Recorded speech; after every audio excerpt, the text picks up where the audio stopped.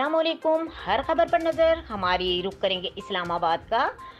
हुकूमत की अवाम पर एक और पेट्रोल बम गिराने की तैयारी। एक बार फिर आपको बताते चलें, हुकूमत की अवाम पर एक और पेट्रोल बम गिराने की तैयारी। 16 अक्टूबर से पेट्रोल की कीमत में 7 रुपए फी लीटर और हाई स्पीड डीजल की कीमत में 10 रुपए फी लीटर इजाफे का इम्कान।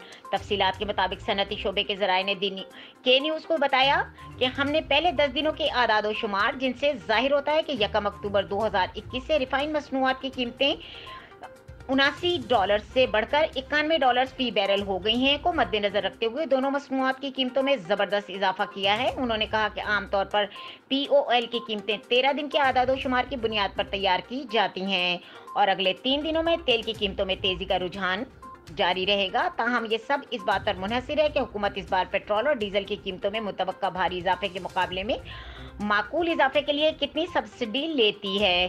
सनती ज़राए ने कहा, चौंका हुकूमत IMF प्रोग्राम को ऑपरेशनल करना चाह रही है और फंड के साथ बातचीत कर रही है, इसलिए POL की कीमतों में इजाफे को कम करने के काबिल नहीं हो सकती। हुकूमत ने अब तक पिछले 2 हफ्तों में पेट्रोल की कीमत में 9 रुपए फी लीटर और हाई स्पीड डीजल की कीमत में 7.1 रुपए फी लीटर इजाफा किया है। मजीद खबरों और अपडेट के लिए देखते रहें के न्यूज़ चैनल इंटरनेशनल।